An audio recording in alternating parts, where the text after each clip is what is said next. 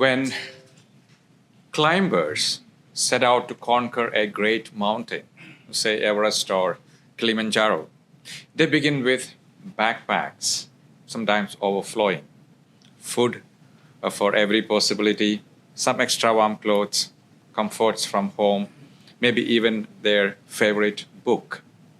But the higher they climb, the heavier every ounce feels. Oxygen thins, steps slow, and at the base they say they own many things. The things they own owns you, and halfway up, they own you. So at every camp, as they proceed higher and higher, they leave something behind. Maybe a pen, maybe a sweater, maybe a photo, maybe the book you carry to read it upon the mountain.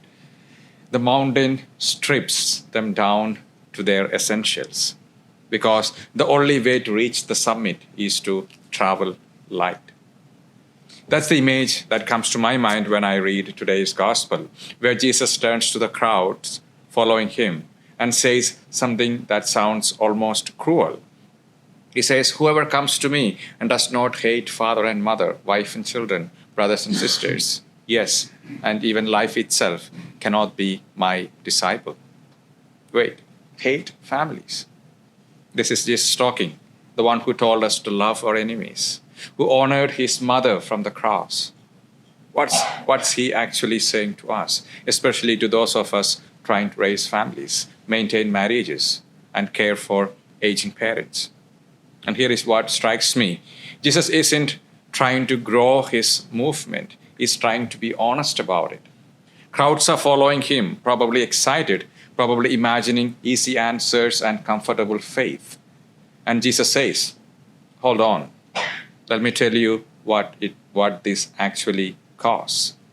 Because I don't want you to start something you can't finish. And he gives two examples. A builder calculating whether he has enough resources to complete a tower, or a king assessing whether his army can win a battle. And both scenarios require honest evaluation before commitment. And this is Jesus doing the math for families. And the math is challenging. Think about a couple I know who discovered their teenage son was dealing drugs. And every instinct as parents told them to protect him, cover for him, minimize the consequences. But they did math differently. They knew that real love sometimes means letting someone face consequences. They called the police themselves. They testified honestly. And their extended family was horrified. How could you turn in your own son?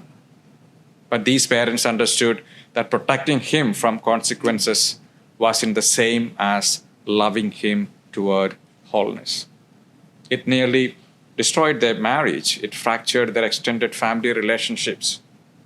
But their son got help. He's sober, and he thanks their parents for the step they took.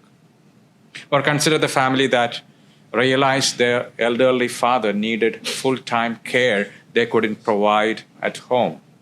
In the culture that I come from, Indian culture, there is an almost sacred expectation that children care for their aging parents at home.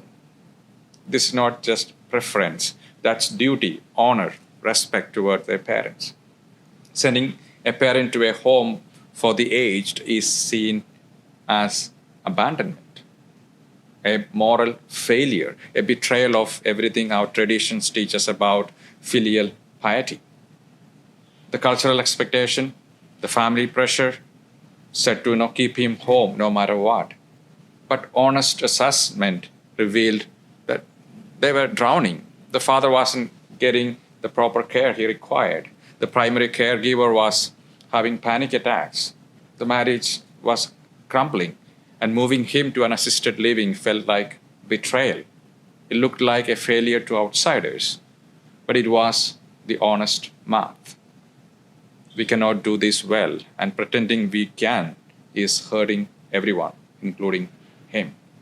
And Jesus is being honest. He is saying to families, Following me means putting truth ahead of appearance. It means choosing what's right over what's comfortable. It means prioritizing someone's actual good over their temporary happiness or maybe your own too. For families, this arithmetic is constant. It's choosing honesty with your teenager even when it creates conflict.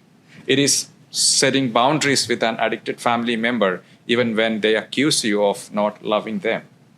It's admitting your marriage needs help even when your family says it is shameful.